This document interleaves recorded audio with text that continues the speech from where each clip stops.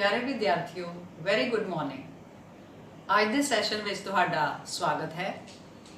मैं जसविंदर कलसी, science mistress, सरकारी senior secondary smart school Harsha Sheena, जिला अमृतसर तो अज तुहाडे नाल पाठ नंबर 4 परमाणु दी बनतर, स्ट्रक्चर ऑफ एटम, इस दे कुछ इंपॉर्टेंट टर्म्स ਦੀ जानकारी तुहाडे नाल सांझी करन जा रही हाँ। विद्यार्थियों, सब तो पहली टर्म जड़ी असी डिस्कस करन जा रहे हाँ वो है परमाणु संख्या।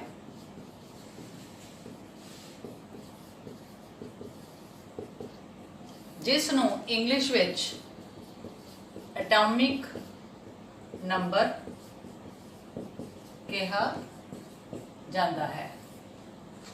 इस टर्म नू समझण तो पहला मैं तुहानू पूछना चाहांगी कि तुसी पिछले लैक्चर दे विच 3 फंडामेंटल पार्टिकल्स बारे पढ़िया है। परमाणु दे विच 3 फंडामेंटल पार्टिकल्स हुंदे हन।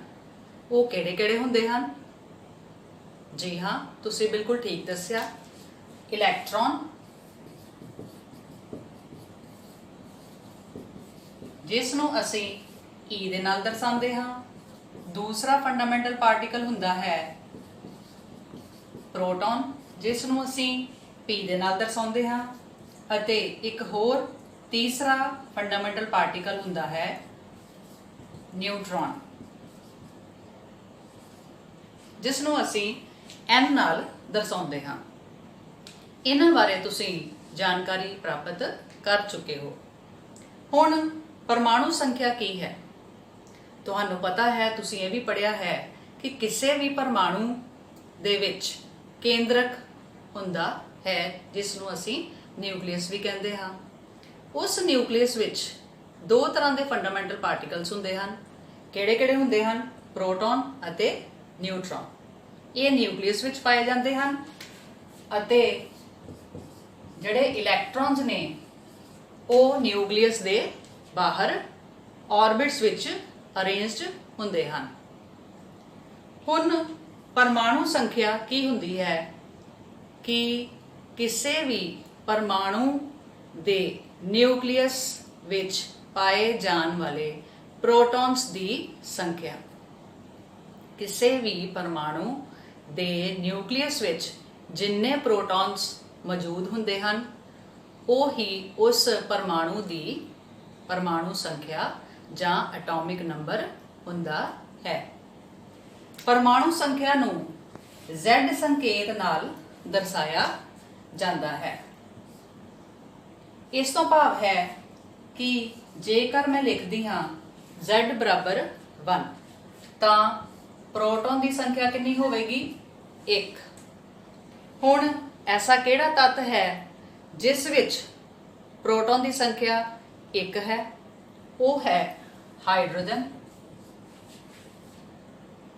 दूसरी गल तुहानू इत्थे समझण दी लोड़ है कि परमाणु संख्या नू असी जदों तत्त दा संकेत दर्शाउणा है तां कित्थे लिखना हुंदा है? असी H दे लैफ्ट हैंड कॉर्नर ते असी इस नू दर्शाना हुंदा है। जे मैं इत्थे 1 लिख दिता है, इसका मतलब है कि H दी परमाणु संख्या इत्थे दर्शाई गई है। कितनी है? 1 है। इसे तरह जेकर मैं लिखदी हाँ किसी परमाणु की Z की वैल्यू 2 है तो इसका की मतलब होवेगा? इसका मतलब है कि इस परमाणु दे विच प्रोटॉन की संख्या 2 है। अते वो किहड़ा तत्त है जिस विच प्रोटॉन की संख्या 2 है? वो है हीलियम, जिसका संकेत तुहानू ऑलरेडी पता है। अते परमाणु संख्या असी इसदी इत्थे लैफ्ट हैंड बॉटम कॉर्नर पे लिख के दर्शाते हाँ। इसे तरह असी होर भी बहुत सारे तत्तां दे परमाणुआं दी परमाणु संख्या दर्शा सकते हाँ। जेकर मेरे को Z की वैल्यू 6 है तो इसका मतलब है कि इस परमाणु कोल किन्ने प्रोटॉन हैं? 6। अते किहड़ा तत्त है? कार्बन अते 6 ਨੂੰ ਅਸੀਂ ਕਿੱਥੇ ਦਰਸਾਵਾਂਗੇ? ਅਸੀਂ ਇੱਥੇ ਲੈਫਟ ਹੈਂਡ ਬਾਟਮ ਕਾਰਨਰ ਤੇ ਲਿਖ ਕੇ ਦਰਸਾਵਾਂਗੇ। ਸੋ ਵਿਦਿਆਰਥੀਓ, ਤੁਸੀਂ ਸਮਝਿਆ ਕਿ ਪਰਮਾਣੂ ਸੰਖਿਆ ਕੀ ਹੈ। ਕਿਸੇ ਵੀ ਪਰਮਾਣੂ ਦੇ ਨਿਊਕਲੀਅਸ ਵਿੱਚ ਪਾਏ ਜਾਣ ਵਾਲੇ ਪ੍ਰੋਟੋਨ ਦੀ ਸੰਖਿਆ ਨੂੰ ਹੀ ਉਸ ਦੀ ਪਰਮਾਣੂ ਸੰਖਿਆ ਕਿਹਾ ਜਾਂਦਾ ਹੈ। ਅਸੀਂ ਐਲੂਮੀਨੀਅਮ ਤੱਤ ਦੀ ਪਰਮਾਣੂ ਸੰਖਿਆ 13 ਹੁੰਦੀ ਹੈ। ਉਸ ਲਈ ਅਸੀਂ ਲਿਖਾਂਗੇ Z ਦੀ ਵੈਲਿਊ ਕਿੰਨੀ? 13। मतलब प्रोटॉन की वैल्यू कितनी? 13। केड़ा तत्त है? एलूमीनियम। असी 13 इत्थे लिख दिता। इसका मतलब कि 13 असी परमाणु संख्या एलूमीनियम की दर्शा दिती है। विद्यार्थियों, हुण असी दूसरी इंपॉर्टेंट टर्म संयोजकता जां वैलेंसी बारे चर्चा करांगे। किसी भी परमाणु ਦੀ दूसरे परमाणु ਦੇ ਨਾਲ ਜੁੜਨ ਦੀ ਸਮਰੱਥਾ ਨੂੰ ਹੀ ਉਸ परमाणु ਦੀ ਸੰਯੋਜਕਤਾ ਜਾਂ ਵੈਲੈਂਸੀ ਕਿਹਾ ਜਾਂਦਾ ਹੈ। ਵੈਲੈਂਸੀ ਜਿਹੜੀ ਹੈ ਇਹ परमाणु ਦੇ ਵੈਲੈਂਸ ਇਲੈਕਟ੍ਰॉन्स मतलब परमाणु ਦੇ ਬਾਹਰਲੇ ਸ਼ੈੱਲ ਦੇ ਵਿੱਚ ਜਿਹੜੇ ਇਲੈਕਟ੍ਰॉन्स ਮੌਜੂਦ ਹੁੰਦੇ ਹਨ ਉਹਦੀ ਗਿਣਤੀ ਉੱਪਰ ਨਿਰਭਰ ਕਰਦਾ ਹੈ। ਵੈਲੈਂਸ ਇਲੈਕਟ੍ਰॉन्स किसी भी परमाणु दे कोल जिहड़े हुंदे हन उहदे कोल 3 टेंडेंसीज हुंदियां हन। जां तां वो परमाणु अपने वैलेंस इलैक्ट्रॉन्स दूसरे परमाणु नूं दे सकदा है, जां उहदे तों लै सकदा है, जां उस दे नाल शेयर कर सकदा है जां सांझे कर सकदा है। इस टेंडेंसी तो ही संयोजकता डिसाइड हुंदी है। वो किन्ने इलैक्ट्रॉन दूसरे परमाणु नूं दिंदा है जां लैंदा है जां सांझे करदा है, वो ही उस परमाणु की संयोजकता हुंदी है। जेकर किसी परमाणु दे विच ये समर्था नहीं है तां उस दी संयोजकता जिहड़ी है वो जां वैलेंसी जिहड़ी है उस नूं सिफर मन्निया जांदा है।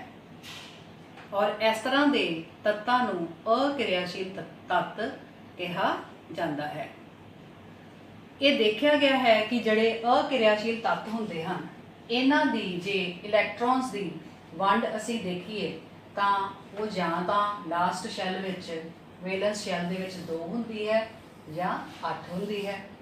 जेकर लास्ट शैल विच इलैक्ट्रॉन्स 2 हन तां उस तरह की कन्फिगरेशन नूं ड्यूपलेट कन्फिगरेशन कहा जाता है। जेकर लास्ट शैल विच 8 की गिनती है इलैक्ट्रॉन्स की तां उस कन्फिगरेशन नूं जां इलैक्ट्रॉन की वंड नूं ऑक्टेट कन्फिगरेशन कहा जाता है। यह है अकिरियाशील तत्तां दे विच वैलेंस इलैक्ट्रॉन की स्थिति। जिहड़े बाकी तत्त हुंदे हन जिन्हां नूं असीं किरियाशील तत्त कहंदे हां उन्हां दी टेंडेंसी की हुंदी है जां तां अपने लास्ट शैल विच 2 मतलब ड्यूपलेट कन्फिगरेशन अटेन करना जां ज़्यादा केसिस विच ऑक्टेट कन्फिगरेशन अटेन करना। ये किरियाशील तत्तां की टेंडेंसी हुंदी है। उस हिसाब नाल जे असी गल करिए जिहड़े अकिरियाशील तत्त हुंदे हन क्योंकि उन्हां दे लास्ट शैल विच ऑलरेडी ड्यूपलेट अते ऑक्टेट कंप्लीट है तां उन्हां दी संयोजकता की हुंदी है? सिफर हुंदी है। उन्हां दी किसी भी होर परमाणु नाल जुड़न की समर्था क्योंकि 0 या सिफर हुंदी है, इस करके उन्हां दी संयोजकता वैलेंसी सिफर हुंदी है। पर बाकी जिहड़े तत्त जिन्हां नूं असीं किरियाशील तत्त कहंदे हां क्योंकि उन्हां दी टेंडेंसी हुंदी है कि वो जां तां ड्यूपलेट या ऑक्टेट अटेन करनगे, उन्हां दी संयोजकता जिहड़ी है वो सिफर नहीं हुंदी। उन्हां नूं असीं एक शॉर्टकट मैथड नाल फाइंड कर सकते हां। मैं कुछ तत्तां दी इलैक्ट्रॉनिक कन्फिगरेशन लिखांगी, तुसीं अपनी कॉपीज़ विच उन्हां नूं नोट करो और देखो कि किस तरह असी संयोजकता नूं इलैक्ट्रॉनिक कन्फिगरेशन तो डिसाइड बहुत आसानी नाल कर सकते हाँ। हीलियम तत्त नूं छड्ड के जेकर किसी तत्त दे विच वैलेंस इलैक्ट्रॉन्स ਦੀ ਗਿਣਤੀ 1 2 ਅਤੇ 3 ਹੈ ਤਾਂ ਉਹਨਾਂ ਤੱਤਾਂ ਦੀ ਵੈਲੈਂਸੀ ਜਾਂ ਸੰਯੋਜਕਤਾ ਵੀ ਓਨੀ ਹੀ ਹੋਵੇਗੀ, ਭਾਵ 1 2 ਅਤੇ 3 ਹੋਵੇਗੀ। ਇਸ ਨੂੰ ਅਸੀਂ 2-3 ਉਦਾਹਰਨਾਂ ਨਾਲ ਸਮਝਦੇ ਹਾਂ। ਜਿਸ ਤਰ੍ਹਾਂ ਕਿ ਸੋਡੀਅਮ ਦਾ ਪਰਮਾਣੂ, ਜਿਸ ਦੀ ਪਰਮਾਣੂ ਸੰਖਿਆ 11 ਹੈ, ਮਤਲਬ Z ਦੀ ਵੈਲਿਊ 11 ਹੈ, ਇਸ ਦੀ ਮੈਂ ਇਲੈਕਟ੍ਰੋਨਿਕ ਕਨਫੀਗਰੇਸ਼ਨ 2 8 1 ਲਿਖਾਂਗੀ। ਮੈਨੂੰ ਉਮੀਦ ਹੈ ਕਿ ਤੁਸੀਂ ਜਿਹੜਾ ਹੈ ਇਲੈਕਟ੍ਰੋਨਿਕ ਕਨਫੀਗਰੇਸ਼ਨਸ ਹੁਣ ਤੱਕ ਲਿਖਣੀਆਂ ਸਿੱਖ ਲਈਆਂ ਹੋਣਗੀਆਂ। 2 8 1 ਇਹਦੀ ਹੈ। ਹੁਣ ਇਸ ਤੱਤ ਦੀ ਜਾਂ ਸੋਡੀਅਮ ਦੀ ਵੈਲੈਂਸੀ ਕਿੰਨੀ ਹੋਵੇਗੀ, ਕਿਉਂਕਿ ਇਸ ਦੇ ਲਾਸਟ ਸ਼ੈਲ ਵਿੱਚ ਕਿੰਨੇ ਇਲੈਕਟ੍ਰੋਨ ਹਨ? 1। ਇਸ ਦੀ ਵੈਲੈਂਸੀ ਕਿੰਨੀ ਹੈ? 1। ਇਸੇ ਤਰ੍ਹਾਂ ਜੇ ਅਸੀਂ ਗੱਲ ਕਰੀਏ ਨਾਈਟ੍ਰੋਜਨ ਤੱਤ ਦੀ, ਸੌਰੀ ਮੈਗਨੀਸ਼ੀਅਮ ਦੀ, ਮੈਗਨੀਸ਼ੀਅਮ 12, Z बराबर 12, इस दी कन्फिगरेशन 2 8 2 है। वैलेंसी इस रूल के मुताबिक कितनी होगी? 2। इसे तरह जे असी एलूमीनियम की गल करिए 13, Z की वैल्यू कितनी है?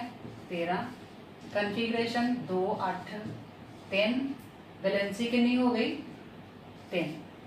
सो जेकर लास्ट शैल दे विच 1 2 3 इलैक्ट्रॉन्स हैं, डायरैक्टली उही उस तत्त की जां परमाणु की वैलेंसी हुंदी है। दूसरे पासे जेकर वैलेंस इलैक्ट्रॉन्स का नंबर 4 तो 8 है तो वैलेंसी असी किस तरह फाइंड कर सकते हैं? असी 8 दे विचों वो वैलेंस इलैक्ट्रॉन का जिहड़ा नंबर है वो माइनस कर देना हुंदा है। इसलिए असी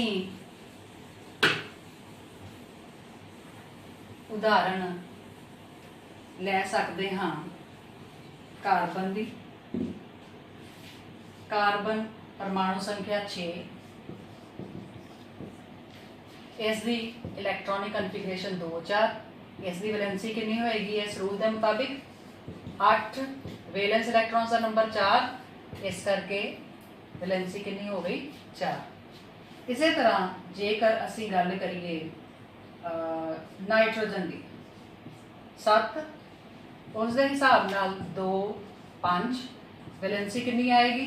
क्योंकि वैलेंस इलैक्ट्रॉन्स का नंबर 5 है, 8 विचों असी 5 माइनस कर देना है, साडा आंसर आ गया वैलेंसी का 3। इसी तरह असी फ्लोरीन 9, इसकी कन्फिगरेशन जो लिखते हाँ तो 2 7 है, तो वैलेंसी कितनी आ गई?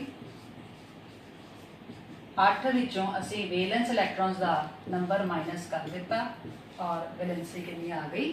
1। सो ये सी एक शॉर्टकट तरीका किसी भी तत्त जां परमाणु की वैलेंसी जां संयोजकता फाइंड आउट करन दा। मैनूं उम्मीद है कि तुसी इस सरल तरीके नाल जिहड़ियां परमाणु दीयां वैलेंसीज ने वो याद कर पाओगे। विद्यार्थियों, तीसरी असी टर्म अज समझनी है पुंज संख्या, जिसनूं असी इंग्लिश विच मास नंबर कहते हाँ। पुंज संख्या की होंदी है? पुंज जिस तरह कि तुहानूं पता है परमाणु का खास पुंज हुंदा है अते पुंज किस उपर निर्भर करेगा? जिहड़े फंडामेंटल पार्टिकल्स दा अपना कुछ पुंज हुंदा है उन्हां दे उपर निर्भर करेगा। सो विद्यार्थियों, तुहानूं पता है कि जेकर असीं तुलना करिए 3 फंडामेंटल पार्टिकल्स दी आपस विच पुंज दी, तां प्रोटॉन अते न्यूट्रॉन का पुंज हुंदा है, जदों कि इलैक्ट्रॉन का ना दे बराबर पुंज हुंदा है। सो किसी भी परमाणु का जिहड़ा पुंज है वो किहड़े फंडामेंटल पार्टिकल्स करके है? प्रोटॉन अते न्यूट्रॉन। प्रोटॉन ਅਤੇ ਨਿਊਟਰੋਨ ਸਾਨੂੰ ਕਿੱਥੇ ਮਿਲਦੇ ਹਨ? ਪਰਮਾਣੂ ਦੇ ਕੇਂਦਰਕ ਜਾਂ ਨਿਊਕਲੀਅਸ ਵਿੱਚ। ਇਹਨਾਂ ਦੇ ਕੁੱਲ ਜੋੜ ਨੂੰ ਹੀ ਪਰਮਾਣੂ ਦੀ ਪੁੰਜ ਸੰਖਿਆ ਕਿਹਾ ਜਾਂਦਾ ਹੈ। ਪ੍ਰੋਟੋਨ ਅਤੇ ਨਿਊਟਰੋਨ ਦੇ ਸੰਖਿਆ ਦੇ ਕੁੱਲ ਜੋੜ ਨੂੰ ਹੀ ਪੁੰਜ ਸੰਖਿਆ ਜਾਂ ਮਾਸ ਨੰਬਰ ਕਿਹਾ ਜਾਂਦਾ है। इस पुंज संख्या नूं असीं ए संकेत नाल दर्शाउंदे हां। दूसरी गल जिहड़ी इत्थे समझण वाली है, यह जिहड़ा किसी भी परमाणु दे विच असीं कहंदे आ इत्थे केंद्रक हुंदा है, इस विच प्रोटॉन अते न्यूट्रॉन हुंदे हन अते बाहर शैल्स अते ऑर्बिट्स हुंदे हन जिथे इलैक्ट्रॉन्स अरेंज हुंदे हन। यह जिहड़ा पार्ट है प्रोटॉन अते न्यूट्रॉन इकट्ठे नूं की कहा जाता है? न्यूक्लियन।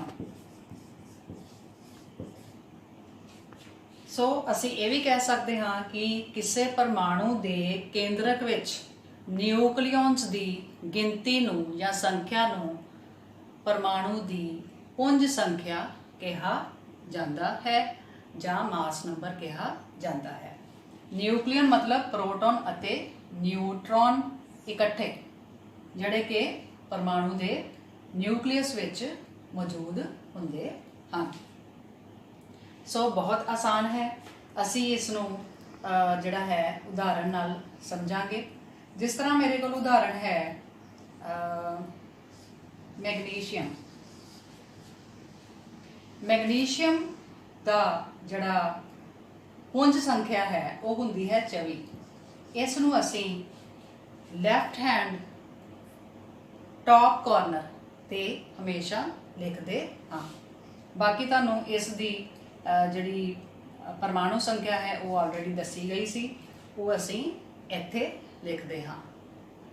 हुण पुंज संख्या 24 दा मतलब है कि मैग्नीशियम दे एक परमाणु विच प्रोटॉन अते न्यूट्रॉन दा कुल जोड़ कितना है? 24। ठीक है। इसका मतलब है कि मैग्नीशियम दे एक परमाणु विच प्रोटॉन अते न्यूट्रॉन कितने हैं? 24। तुसी इत्थे ये समझण की कोशिश करो कि इस फॉर्मूले तो असी न्यूट्रॉन की गिनती भी पता कर सकते हाँ। किस तरह? जेकर असी मैग्नीशियम की ही गल करिए तो पी की वैल्यू कितनी है? जिन्नी परमाणु संख्या की। परमाणु संख्या कितनी है मैग्नीशियम की? 12। न्यूट्रॉन के सानू पता नहीं है, वो असी फाइंड करना है। बाकी न्यूक्लियंस का टोटल जोड़ 24 है, इस करके न्यूट्रॉन की वैल्यू कितनी आ गई? 24 माइनस 12 12।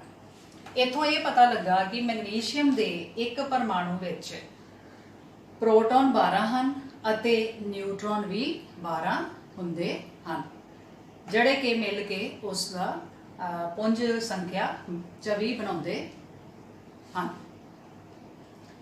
इसकी एक होर उदाहरण करते हैं एलूमीनियम। एलूमीनियम का तुहानू पता है कि पुंज संख्या 27 हुंदी है और इसकी परमाणु संख्या हुंदी है 13। यह इसका मास नंबर है, यह इसका एटॉमिक नंबर है। 27 का मतलब है प्रोटॉन अते न्यूट्रॉन कुल का जोड़ 27 है। हुण इहदे विचों असीं न्यूट्रॉन की गिनती जे फाइंड करनी होए ते असीं किस तरह कर सकते हैं? असीं लिखांगे P + N बराबर 27। P की वैल्यू कितनी लिखांगे? 13। N की वैल्यू कितनी लिखांगे? कुछ भी नहीं, क्योंकि N असीं फाइंड करना है। N की वैल्यू कितनी आ जाएगी? 27 माइनस 13 14। सो N की वैल्यू न्यूट्रॉन की गिनती भी साढ़े को आ गई 14। जे असीं कन्फर्म करना होए कि हाँ वाकई जो है इसका मास नंबर 27 है तो 14 प्लस 13 27 इसकी पुंज संख्या बन जाती है। ਸੋ ਇਹ ਕੁਝ ਸਰਲ ਤਰੀਕਾ ਹੈ ਨਿਊਟਰੋਨ ਨੂੰ ਫਾਈਂਡ ਆਊਟ ਕਰਨ ਦਾ। ਮੈਨੂੰ ਉਮੀਦ ਹੈ ਕਿ ਤੁਸੀਂ ਇਸ ਤਰ੍ਹਾਂ ਦੇ ਜਿਹੜੇ ਪ੍ਰੋਬਲਮਸ ਨੇ ਉਹਨਾਂ ਨੂੰ ਸੋਲਵ ਆਸਾਨੀ ਨਾਲ ਕਰ ਸਕੋਗੇ। ਵਿਦਿਆਰਥੀਓ, ਚੌਥੀ ਟਰਮ ਸਮਸਥਾਨਕ ਜਾਂ ਆਈਸੋਟੋਪਸ ਹੈ। ਇਹ ਦੇਖਿਆ ਗਿਆ ਹੈ ਕਿ ਕਈ ਵਾਰ ਕਈ ਜਿਹੜੇ ਤੱਤ ਨੇ ਇਹਨਾਂ ਵਿੱਚ ਭਿੰਨ-ਭਿੰਨ ਰੂਪ ਹੁੰਦੇ ਹਨ। ਇਹ ਸਾਰੇ ਭਿੰਨ-ਭਿੰਨ ਰੂਪ ਵਿੱਚ ਕੀ ਸਮਾਨਤਾ ਹੁੰਦੀ ਹੈ ਕਿ ਇਹਨਾਂ ਦੀ ਜਿਹੜੀ ਪਰਮਾਣੂ ਸੰਖਿਆ ਹੈ ਉਹ ਤਾਂ ਬਰਾਬਰ ਹੁੰਦੀ ਹੈ, ਪਰ ਇਹਨਾਂ ਦੀ ਜਿਹੜੀ ਪੁੰਜ ਸੰਖਿਆ ਹੈ ਉਹ ਬਰਾਬਰ ਨਹੀਂ ਹੁੰਦੀ। ਅਜਿਹੇ ਭਿੰਨ ਰੂਪ ਜਿਨ੍ਹਾਂ ਵਿੱਚ ਜਿਹੜੀ ਪਰਮਾਣੂ ਸੰਖਿਆ ਬਰਾਬਰ ਹੁੰਦੀ ਹੈ ਪਰ ਪੁੰਜ ਸੰਖਿਆ ਬਰਾਬਰ ਨਹੀਂ ਹੁੰਦੀ, ਇਹਨਾਂ ਨੂੰ ਉਸ ਤੱਤ ਦੇ ਸਮਸਥਾਨਕ ਕਿਹਾ ਜਾਂਦਾ ਹੈ। ਉਦਾਹਰਣ ਵਜੋਂ ਹਾਈਡਰੋਜਨ ਇਹ 3 ਰੂਪਾਂ ਵਿੱਚ ਉਪਲਬਧ ਹੈ। ਇਹਨਾਂ ਸਾਰਿਆਂ ਵਿੱਚ ਪਰਮਾਣੂ ਸੰਖਿਆ ਤਾਂ ਬਰਾਬਰ ਹੈ, ਪਰ ਇਸ ਰੂਪ ਵਿੱਚ ਪੁੰਜ ਸੰਖਿਆ 1 ਹੈ, ਇਸ ਵਿੱਚ 2 ਹੈ, ਇਸ ਵਿੱਚ 3 ਹੈ। ਇਸ ਨੂੰ ਪ੍ਰੋਟੀਅਮ ਕਹਿੰਦੇ ਹਨ, ਇਸ ਨੂੰ ਡਿਊਟੀਰੀਅਮ ਕਹਿੰਦੇ ਹਨ, ਇਸ ਨੂੰ ਟ੍ਰੀਟੀਅਮ ਕਹਿੰਦੇ ਹਨ। ਇਸ ਨੂੰ ਸ਼ਾਰਟ ਵਿੱਚ ਡੀ ਲਿਖ ਦਿੱਤਾ ਜਾਂਦਾ ਹੈ, ਇਸ ਨੂੰ ਟੀ ਲਿਖ ਦਿੱਤਾ ਜਾਂਦਾ ਹੈ। ਬਾਕੀ ਤੁਸੀਂ ਦੇਖ ਹੀ ਰਹੇ ਹੋ, ਪਰਮਾਣੂ ਸੰਖਿਆ ਤਾਂ ਬਰਾਬਰ ਹੈ ਪਰ ਪੁੰਜ ਸੰਖਿਆ ਵੱਖ-ਵੱਖ ਹੈ। ਇਹਨਾਂ ਨੂੰ ਹਾਈਡਰੋਜਨ ਦੇ ਸਮਸਥਾਨਕ ਕਿਹਾ ਜਾਂਦਾ ਹੈ। ਇਸ ਤੋਂ ਤੁਸੀਂ ਨਾਈਟ੍ਰੋਜਨ ਦੀ ਜਿਹੜੀ ਸੰਖਿਆ ਹੈ ਉਹ ਵੀ ਈਜ਼ੀਲੀ ਫਾਈਂਡ ਆਊਟ ਕਰ ਸਕਦੇ ਹੋ, ਜਿਸ ਤਰ੍ਹਾਂ ਕਿ ਤੁਹਾਨੂੰ ਹੁਣੇ ਸਮਝਾਇਆ ਗਿਆ ਹੈ। ਇਸ ਤੋਂ ਇਲਾਵਾ ਜਿਹੜੇ ਹੋਰ ਸਮਸਥਾਨਕ ਦੀਆਂ ਤੁਸੀਂ ਉਦਾਹਰਣ ਯਾਦ ਕਰ ਸਕਦੇ ਹੋ ਉਹ ਹੈ ਕਾਰਬਨ ਦੇ। ਕਾਰਬਨ ਜਿਹੜਾ ਹੈ ਉਹ ਵੀ 3 ਸਮਸਥਾਨਕ ਦੇ ਰੂਪ ਵਿੱਚ ਉਪਲਬਧ ਹੈ। ਇਸੇ ਤਰ੍ਹਾਂ ਸੋਡੀਅਮ 11 23, ਸੋਡੀਅਮ 11 24। ਸਮਸਥਾਨਕਾਂ ਦੇ ਰੋਜ਼ਾਨਾ ਜ਼ਿੰਦਗੀ ਵਿੱਚ ਬਹੁਤ ਹੀ ਲਾਭ ਹਨ, ਜਿਸ ਤਰ੍ਹਾਂ ਕਿ ਆਇਓਡੀਨ 53 131। ਇਹ ਜਿਹੜਾ ਸਮਸਥਾਨਕ ਹੈ ਇਸ ਨੂੰ ਗਿੱਲੜ ਰੋਗ ਦੀ ਟ੍ਰੀਟਮੈਂਟ ਲਈ ਵਰਤਿਆ ਜਾਂਦਾ ਹੈ। ਕੋਬਾਲਟ 27 60 ਇਸ ਨੂੰ ਜਿਹੜਾ ਹੈ ਕੈਂਸਰ ਦੀ ਟ੍ਰੀਟਮੈਂਟ ਲਈ ਵਰਤਿਆ ਜਾਂਦਾ ਹੈ। ਇਸੇ ਤਰ੍ਹਾਂ ਜਿਹੜਾ ਹੈ ਯੂਰੇਨੀਅਮ 92 235 ਇਸ ਨੂੰ ਨਿਊਕਲੀਅਰ ਰਿਐਕਟਰਸ ਵਿੱਚ ਵਰਤਿਆ ਜਾਂਦਾ ਹੈ।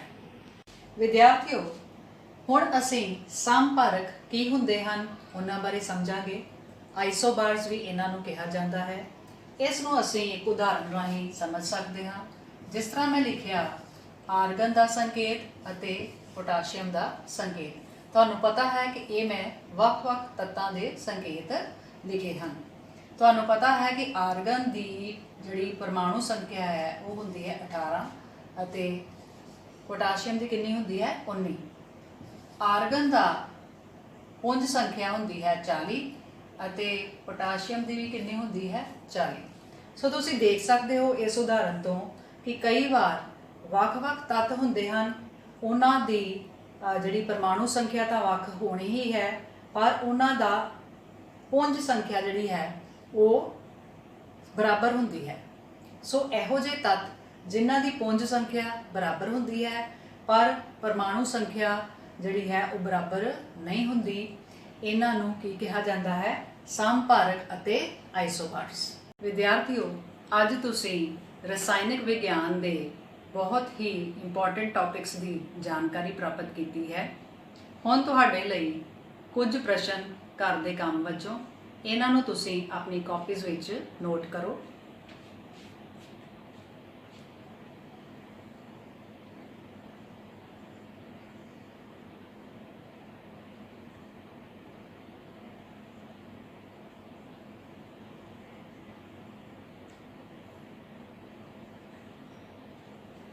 ਮੈਨੂੰ ਪੂਰੀ ਉਮੀਦ ਹੈ ਕਿ ਪੜ੍ਹਾਏ ਗਏ ਟੌਪਿਕਸ ਦੀ ਤੁਸੀਂ ਅੱਛੇ ਤਰੀਕੇ ਨਾਲ ਦੁਹਰਾਈ ਕਰੋਗੇ।